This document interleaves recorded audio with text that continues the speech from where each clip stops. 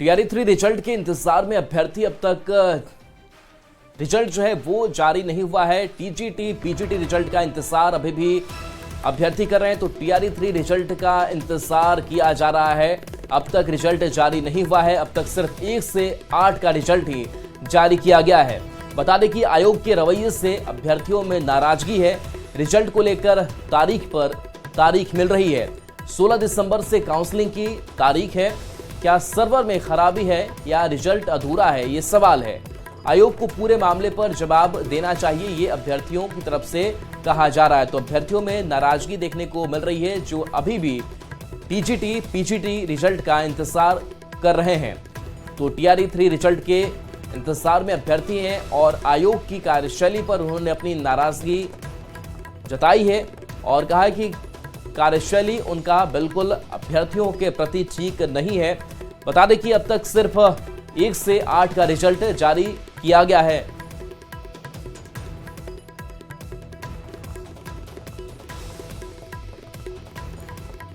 Attendance बनाकर school से फरार होने वाले शिक्षकों की अब खैर नहीं है। जी हां, चूंकि शिक्षा विभाग के एसीएस एस सिद्धार्थ ने एक नया प्रयोग शुरू किया है। शिक्षा विभाग मुख्यालय से अब एचएम और शिक्षकों के मोबाइल पर वीडियो कॉल किया जा रहा है। शिक्षकों की उपस्थिति, बच्चों की उपस्थिति, यूनिफॉर्म, ब्लैक बोर्ड और मिड डे मील की मुख्यालय से ही वीडियो कॉल के जरिए जानकारी ली जा रही है। वीडियो कॉल में कई स्कूलों में लापरवाही सामने आने के बाद स्कूलों में शिक्षा विभाग की टीम भी पहुंच रही है। बता दें कि शिक्षा विभाग को लगातार शिक्षकों की उपस्थिति से जुड़ी शिकायतें मिल रही थी, जिसके बाद यह कदम उठाया गया है। जिले के डीओ और बीओ के स्कूल जाकर निरीक्षण करने का निर्देश दिया गया है। जांच में लापरवाह एचएम और शिक्षक को सीधे निलंबित करने का भी निर्देश दिया गया है। बच्चे यूनिफॉर्म में क्यों नहीं है? ये बच्ची कौन है यहाँ पे? ये बच्ची सब यूनिफॉर्म में नहीं, कोई यूनिफॉर्म ही नहीं है। सर इन लोग से पूछा है तो कोई बता रहा है सर गंदा है, सर ये बता रहा। अब सब यही बोलते रहेंगे तो यूनिफॉर्म में कौन आएगा? कितने बच्चे नामांकित हैं? 16 बच्चे नामांकित। और कितने बच्चे अभी हैं उपस्थित दिखाइए? 12। 1 2 3 4 5 6 3 6 आगे दिखाइए। 7 8 9।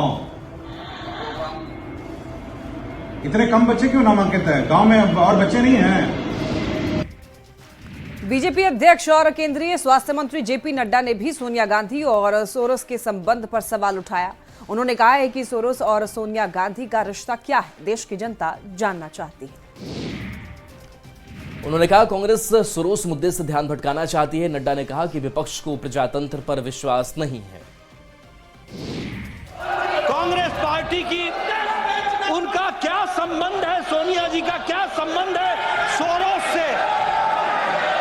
What is the relationship between Sonia Gandhi ji and Soros? The country wants to know, देश की आम जनता जानना चाहती है।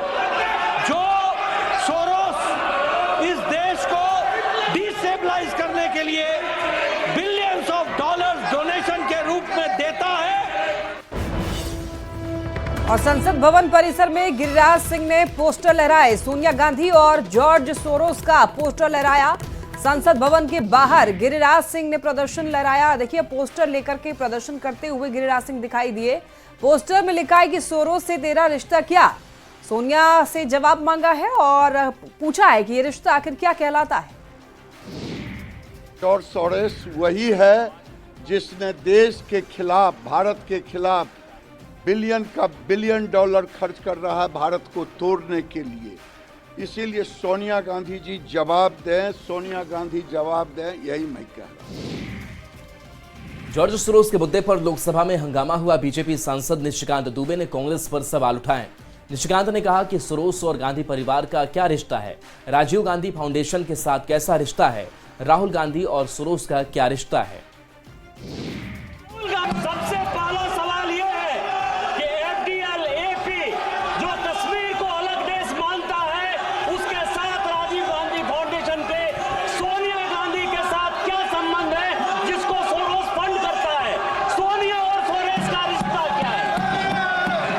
दूसरा सर, नाम्बियर कमेटी की रिपोर्ट ये कहती है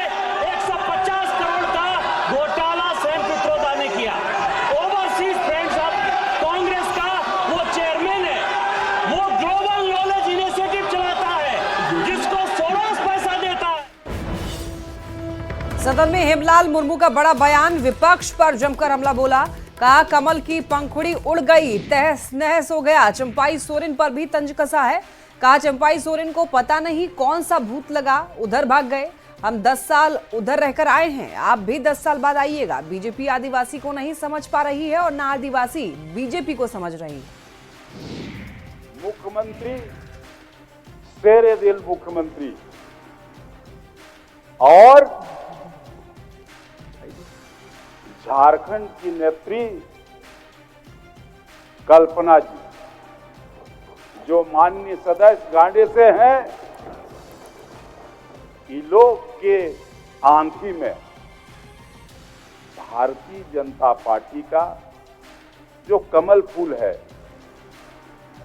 वो मुरझाएगा क्या?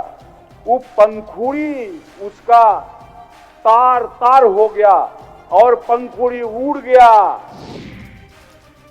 हेमलाल मुर्मू के बयान पर सदन में जमकर हंगामा हुआ। नीरा यादव ने कहा जनादेश स्वीकार पर अपमान स्वीकार नहीं। हेमलाल मुर्मू माफी मांगे, वहीं बाबूलाल मरांडी ने भी जमकर हमला बोला। जनादेश को हम स्वीकार करते हैं, उसका मतलब हम अपमानित महसूस नहीं कर रहे महोदय। हम स्वाभिमान के साथ जीना चाहते हैं। अगर कोई भी सदस्य महिलाओं के प्रति अपमान करेगा महोदय, ये कदापि बर्दाश्त नहीं करेंगे। बहुत जनादेश के बारे में इस प्रकार से कहते हैं कि उपहास हो रहा है, लेकिन मैं इतना जरूर कहूंगा कि विधायक को जानकारी होनी चाहिए कि आज भी भारतीय जनता पार्टी ठीक है, अंक गणित के मामले में हम पीछे रहे, लेकिन 33% से अधिक वोट हमने भी लाया है। बेंगलुरु में बिहार के समस्तीपुर जिले के वैनी पूसा रोड के रहने वाले एआई इंजीनियर अतुल सुभाष की खुदकुशी मामले ने पूरे देश को झकझोर दिया है। अतुल सुभाष के परिजन उनका अस्थि कलश लेकर समस्तीपुर पहुंचे हैं। अतुल सुभाष के माता पिता का रो रो कर बुरा हाल है। अतुल के भाई ने कहा है कि उनके भाई पर झूठे केस चल रहे थे, उन्होंने सिस्टम के खिलाफ लड़ते हुए अपनी जान दे दी, उन्हें न्याय चाहिए। अस्थि कलश को लेकर परिजनों ने कहा कि न्याय मिलेगा तो अस्थि कलश को गंगा में बहाया जाएगा और उनके भाई को प्रताड़ित करने वाले बरी हो जाएं तो अस्थियां कोर्ट के बाहर गटर में बहा दी जाएंगी। सर, एक ही चीज़ हम चाहते हैं कि जस्टिस इज़ ड्यू है, वो जस्टिस हमें और हमारे परिवार वालों को मिलने। मेरे भाई की अगर आप सुसाइडल नोट देखे हैं तो उसकी अंतिम इच्छा ये है कि अगर कोर्ट से उसको जस्टिस मिलता है तो उसकी अस्थियां को गंगा में बहाई जाए। अगर जस्टिस नहीं मिलता है तो कोर्ट के बाहर जो है वो गटर में उसकी अस्थियां बहा दी जाए। पुलिस आएगी, सब सामने बात होगी। हाँ ठीक है सर, सब बात होगी, सामने होगी, सबके सामने होगी। हमको भी बुलाया जाएगा तो एलिगेशन लगाएं। जाइए कोर्ट में जाइए, पता कीजिए क्या चल रहा है। अच्छा, अधिवक्ता का नाम और नंबर तो दे दिए लोगों को, वो दे दिए कम से कम। पुलिस आएगी, सब सामने बात होगी। हाँ ठीक है सर, सब बात होगी, सामने होगी, सबके सामने होगी। हमको भी बुलाया जाएगा तो एलिगेशन लगाएं। जाइए कोर्ट में जाइए, पता कीजिए क्या चल रहा है। अच्छा, अधिवक्ता का नाम और नंबर तो दे दिए लोगों को, वो दे दिए कम से कम। अतुल सुभाष की पत्नी निकिता सिंघानिया के चाचा ने परिवार वालों पर लगाए गए सभी आरोपों को बेबुनियाद बताया है। सुशील सिंघानिया ने कहा है कि मीडिया के जरिए पता चला है कि एफआईआर में उनका भी नाम है, लेकिन मैं बेंगलुरु में नहीं था और न ही इस मामले में मेरी कोई भूमिका है। उन्होंने आरोप को निराधार बताया और इसको खारिज कर दिया है। और देखिए, इस बीच बड़ी खबर वन नेशन वन इलेक्शन को लेकर के सामने आ रही, जिस तरीके से तैयारी लगातार चल रही थी और ऐसे में बिल को लेकर के इस वक्त की बड़ी खबर सामने आ रही है। बड़ा जो अपडेट है वो सामने आ रहा है। One nation one election bill की मंजूरी को लेकर के सूत्रों के हवाले से बहुत बड़ी खबर। केंद्रीय कैबिनेट में यह जो बिल है उसको मंजूर कर लिया गया है, तो सूत्रों के हवाले से बड़ी खबर। और इसी सत्र में ये बिल जो है वो पेश किया जा सकता है और खबर है कि one nation one election bill मंजूर कर लिया गया है। तो लगातार केंद्र सरकार की बात करें तो इसकी ओर पहल करते हुए दिखाई दे रही थी। केंद्रीय कैबिनेट में अब इस बिल को मंजूर कर लिया गया है और इसी सत्र में यह बिल पेश हो सकता है। अनूप गुप्ता हमारे साथ न्यूज 18 संवाददाता। अनूप, अब केंद्र सरकार ने एक और कदम बढ़ा दिया है, इस बिल को लेकर के मंजूर कर लिया गया है, जो खबर सामने आ रही है, क्या तैयारी आगे की? देखिए, आपको बता दूं कि तैयारी पूरी है और सरकार की कोशिश है कि इसी सत्र में इस विधेयक को संसद में लाया जाएगा और जो सूत्र बता रहे हैं उसके मुताबिक इसको जेपीसी को दिया जाएगा। देखिए, आपको बता दूं कि इससे पहले रामनाथ कोविंद की अध्यक्षता में कमेटी भी बनाई गई थी वन नेशन वन इलेक्शन को लेकर। इसको कैबिनेट ने मंजूरी दे रखी है और उसी को देखते हुए कैबिनेट ने आज बिल को मंजूरी दी है। अब सबसे बड़ा चीज है कि सरकार चाहती है कि इस मुद्दे पर, चूंकि बहुत ही महत्वाकांक्षी बिल है, इसलिए सरकार चाहती है कि सभी घटक दलों से इस मुद्दे पर बातचीत की जाए, एक राय मशवरा हो, चर्चा हो और उसके बाद पास हो। यही वजह है कि इसको जब पेश किया जाएगा उसके बाद इसको ज्वाइंट पार्लियामेंट्री कमेटी को भेजा जाएगा। यानी सरकार पुख्ता तौर पर वन नेशन वन इलेक्शन को लाना चाहती है और यही वजह है कि इसकी पूरी प्रक्रिया जो है अब शुरू हो गई है और आधिकारिक रूप से आगे बढ़ेगी। अनूप, तकनीकी तौर पर संख्या बल के आधार पर कितना आसान या कठिन यह बिल पास होने को लेकर के लग रहा है? देखिए, पास होने को लेकर के दिक्कत तो है ही है, लेकिन देखिए लोकसभा में सरकार के पास बहुमत है। चूंकि इसको संभावना है कि विधानसभा से भी पास कराना पड़ेगा, राज्य सरकारों की भी सहमति की जरूरत है। यही वजह है कि सरकार पहले सभी राजनीतिक पार्टियों को ऑन बोर्ड करना चाहती है, सभी राजनीतिक पार्टियों से सहमति चाहती है, क्योंकि बहुत ही महत्वाकांक्षी बिल है। बहुत कह सकते हैं कि प्रधानमंत्री नरेंद्र मोदी के लिए एक ड्रीम बिल कह सकते हैं इसको, वो है और सरकार चाहती है, प्रतिबद्ध है कि वन नेशन वन इलेक्शन जो है वो लाया जाए, पूरा हो और अगला जो चुनाव है वो वन नेशन वन इलेक्शन के तर्ज पर हो। चुनौतियां बहुत है क्योंकि अनूप, आपके पास आएंगे। आरजेडी प्रवक्ता मृत्युंजय तिवारी जी भी हमारे साथ जुड़े हुए हैं। मृत्युंजय जी, अब तो कैबिनेट ने इस बिल को मंजूर कर लिया है, जो खबर निकल करके सामने आ रही है, आप लोगों का स्टैंड अब आगे के लिए क्या है? देखिए, अभी अधिकृत रूप से ये तो सूत्रों से आप कह रहे हैं, ये पता नहीं चला है कि कैबिनेट ने मंजूर किया है। ये वन नेशन वन इलेक्शन को लेकर के कई सारे बातें कही गई हैं और तमाम जितने भी दल हैं देश में सभी लोगों की राय लेनी चाहिए। इस तरह से मनमानी वन नेशन वन इलेक्शन तो पहले होता ही रहता देश में, वो हो रहा था, वो चेन क्यों टूटी और फिर वो चेन नहीं टूटेगा, इसका क्या सरकार के पास जवाब है? तो वन नेशन वन इलेक्शन को लेकर के सरकार पहले से मंशा बना रही थी। इस पर सरकार मनमानी तरीके से निर्णय थोपना चाहती है। इसका सभी पक्षों से सभी दलों से राय लेनी चाहिए और इसके क्या फायदे होंगे, इसका क्या नुकसान होगा। सरकार चाहती है क्षेत्रीय दलों को समाप्त करना। असली सरकार का जो हिडन एजेंडा है वो ये है जी। और ये सरकार की मंशा इस तरह से नहीं चल सकती है, कामयाब नहीं होगी। आगे आगे देखेंगे, पार्टी देखेगी, नेतृत्व देखेगी इसमें क्या करना है जी। चलिए, शुक्रिया मृत्युंजय जी अपनी बात रखने के लिए। और देखिए, अगर यह one nation one election bill जो है वो पास हो जाता है, ये अगर कानून के तौर पर सामने आ जाता है, तो देखिए 2025 के बाद से अगर 29 की अगर बात करें, लोकसभा चुनाव हो, राज्यसभा चुनाव हो, यानी कि बिहार झारखंड और पूरा देश का जो चुनाव है लोकसभा और विधानसभा का, सब साथ साथ हो जाएगा। तो इसका भी एक व्यापक जो असर है अब वो देखने को मिलेगा। कुंतल कृष्णा भी हमारे साथ जुड़े हुए हैं और बीजेपी प्रवक्ता है। कुंतल कृष्णा जी, जिस वो लगातार बीजेपी कदम आगे बढ़ा रही थी, उसमें कह सकते हैं कि एक और बड़ा कदम आगे बढ़ चुका है। केंद्रीय कैबिनेट ने इस बिल को मंजूरी दे दी है, अब यह बिल पेश किया जाना है। किस तरीके से देख रहे हैं आप? देखिए, ये एक बहुत बड़ा कदम है चुनाव सुधार की तरफ। इस बात पे बहुत दिनों से चर्चा हो रही थी और सभी स्टेक होल्डर से बातचीत के बाद एक कमेटी ने बहुत सारे लोगों से बातचीत की। उसके बाद जो उन्होंने प्रस्ताव दिया उस पे केंद्रीय मंत्रिमंडल ने आज अपनी मुहर लगा दी है। अब इससे 2-4 फायदे होने वाले हैं। सबसे बड़ा फायदा बचत होगी पैसों की और समय की। आप देखेंगे जब अलग अलग वक्त चुनाव होते हैं तो तकरीबन साल का 30% चुनावी कार्यों में ही खर्च हो जाता है समय।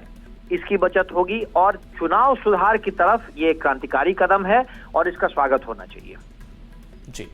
चलिए, शुक्रिया कुंतल जी इस पर अपनी प्रतिक्रिया देने के लिए। तो देखिए, वन नेशन वन इलेक्शन यानी कि राज्यसभा के चुनाव, लोकसभा के चुनाव, यानी कि पूरा देश का चुनाव एक साथ हो जाएगा। हालांकि इसको लेकर के लगातार कई जो फायदे हैं वो भी बीजेपी तरफ से गिनाए गए। हालांकि विपक्ष की तरफ से कहीं ना कहीं थोड़ा अपोज भी किया जाता रहा, लेकिन ऐसा माना जा रहा है कि संभावना है कि इस बिल को आसानी से पास करा लिया जाएगा।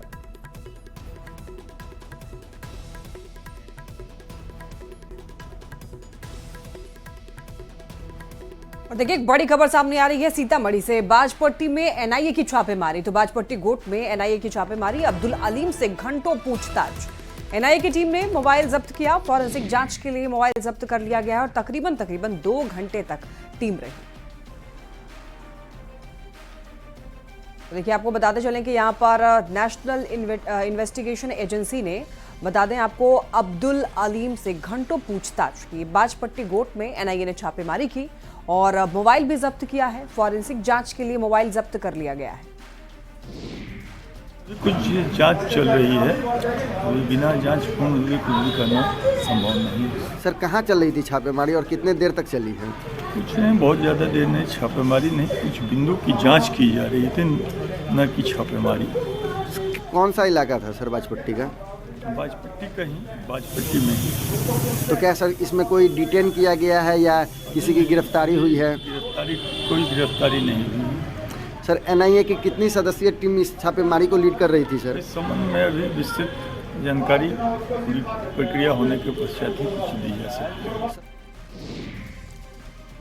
यूपी के झांसी में उग्र भीड़ ने मुफ्ती खालिद नदवी को एनआईए की हिरासत से छुड़ाया। मुफ्ती के हिरासत में लिए जाने के बाद मुस्लिम समाज के लोगों ने कड़ा विरोध करते हुए पुलिस की गाड़ी को रोक ली और इसके बाद एनआईए की गिरफ्त से जबरन छुड़ा ले गई। आरोप के मुताबिक मस्जिदों से अनाउंसमेंट कर मौके पर भीड़ बुलाई थी और विदेशी फंडिंग के आरोप में एनआईए ने खालिद नदवी को हिरासत में लिया था। बताया जा रहा है कि नदवी मदरसा छात्रों को ऑनलाइन पढ़ाता है। खबर बेगूसराय से है, जहां रेलवे की अतिक्रमित जमीन को खाली कराने गई पुलिस और प्रशासन की टीम को विरोध का सामना करना पड़ा। लोगों ने डीएम तुषार सिंगला को 2 घंटे तक घेर कर रखा। दरअसल लोहिया नगर रेलवे लाइन किनारे बसे महादलित परिवार के घर को खाली कराने के लिए प्रशासन की टीम पहुंची थी। और देखिए इस दौरान ही लोगों ने डीएम की गाड़ी के सामने जाकर जमकर हंगामा किया और नाराज लोगों ने 2 घंटे तक डीएम को घेरे रखा।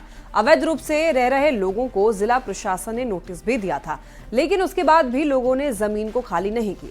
पुलिस हालात को काबू पाने में जुटी हुई है। अलीगढ़ से खबर, जहां एएमयू में पढ़ने वाले बांग्लादेशी छात्रों पर भारतीय महिलाओं, इस्कॉन और गाय पर अभद्र टिप्पणी करने का आरोप लगा है। कुछ छात्रों ने विरोध जताते हुए कार्रवाई की मांग की और छात्रों की एक टुकड़ी ने बांग्लादेशी सरकार का पोस्टर जलाया है। तो इस बवाल को देखते हुए आपको बता दें कि एएमयू इंतजामिया ने टिप्पणी करने वाले छात्रों की जांच कर कार्रवाई की बात कही है। खबर किशनगंज से, जहां बांग्लादेश में प्रताड़ित होने के बाद जान बचाने के लिए भारत में प्रवेश कर रही एक नाबालिग को बीएसएफ ने पकड़ा है। सीमा प्रहरियों ने पश्चिम बंगाल के दिनाजपुर के चोपड़ा ब्लॉक के फतेहपुर बीओपी इलाके से नाबालिग लड़की को गिरफ्तार कर चोपड़ा थाने की पुलिस को सौंप दिया। बताया जा रहा है कि नाबालिग प्रताड़ना के डर से अपने घर से भाग गई थी। बांग्लादेश के पंचागढ़ जिले के रहने वाले नाबालिग का परिवार इस्कॉन से जुड़ा हुआ है, जिसके कारण उसे घर से उठा ले जाने की धमकी दी जा रही थी और आखिरकार नाबालिग को कोई रास्ता न मिलने पर भारत भागने पर मजबूर होना पड़ा। उनका इरादा जलपाईगुड़ी के बेलाकोबा में एक रिश्तेदार के घर जाने का था। हालांकि वो रिश्तेदार के घर पहुंच पाती उससे पहले ही सीमा सुरक्षा बल ने उसे पकड़ लिया। लोकसभा में नेता प्रतिपक्ष राहुल गांधी आज हाथरस पहुंचे। राहुल गांधी ने यहां बोलगढ़ी गांव में रेप पीड़ित परिवार से मुलाकात की। राहुल गांधी ने पीड़ित परिवार से मुलाकात कर उनका हालचाल जाना। 4 सितंबर 2020 को कोतवाली चंदप्पा क्षेत्र के बुलगढ़ी गांव में 19 साल की लड़की से हैवानियत हुई थी और दिल्ली के सफदरगंज में इलाज के दौरान उसकी मौत हो गई थी। इस मामले में 4 आरोपियों में से एक आरोपी को उम्र कैद की सजा सुनाई गई, जबकि कोर्ट ने 3 आरोपियों को बरी कर दिया था। और रांची से खबर है, जहां विधानसभा सत्र का आज अंतिम दिन सदन में विपक्ष के सवाल का कल्पना सोरेन ने जवाब भी दिया। कहा कि ये अबुआ सरकार है, ये झारखंड को समर्पित है। बीजेपी से भी कई सवाल उन्होंने पूछे। अबुआ सरकार मतलब अपनों की सरकार, और जो वादे हमारे गठबंधन के साथियों ने वहां जाकर के अपने लोगों के बीच में कही है, हम ये बताना चाहते हैं कि ये अबुआ सरकार झारखंड को समर्पित है और अपने किए गए हर एक वादे को वो धरातल पे लाने के लिए प्रतिबद्ध है और जो एक एक शब्द लिखे गए हैं उनको हम इस आगामी 5 वर्षों में धरातल में उतारेंगे, ये हम बताना चाहते हैं। रांची से बड़ी खबर, प्रदीप यादव ने जातीय गणना की मांग सदन में रखी। हेमंत सरकार की उपलब्धियों को गिनवाया, कहा हेमंत सोरेन पर जनता का विश्वास है और विपक्ष पर जमकर हमला बोला है। कहा है कि राज्य को दंगों में झोंकने की कोशिश हुई, बॉर्डर की सुरक्षा की जिम्मेदारी किसकी है? घुसपैठ का नारा देते हैं, कभी मणिपुर नहीं गए। भाई हमने जो कहा हमने उसे कर दिखाया, तब तो जनता ने मेरे ऊपर विश्वास व्यक्त किया और हमें मुहर लगाया और हम 44 से 54 आए। आप पर विश्वास नहीं व्यक्त किया, आप 24 पर घट के चले गए। अगर इस तरह की उटपटांग बातें आपकी निकलेगी तो यहाँ से बाहर हो जाइएगा, कोई बचाने वाला नहीं होगा। जनता ये विश्वास हम पर करती है, इस सरकार पर करती है। अध्यक्ष महोदय, घुसपैठिया क्या है? जरा घुसपैठिया की बात कहने वालों से पूछिए कि बॉर्डर की सुरक्षा किसके जिम्मे है? अध्यक्ष महोदय, ये मां की बेटी रोटी का नारा दिया इन्होंने। मणिपुर कभी नहीं गए इनके अमित शाह जी गृह मंत्री। और चलिए न्यूज़ 18 बिहार झारखंड पर खबरें आपके लिए लगातार जारी हैं।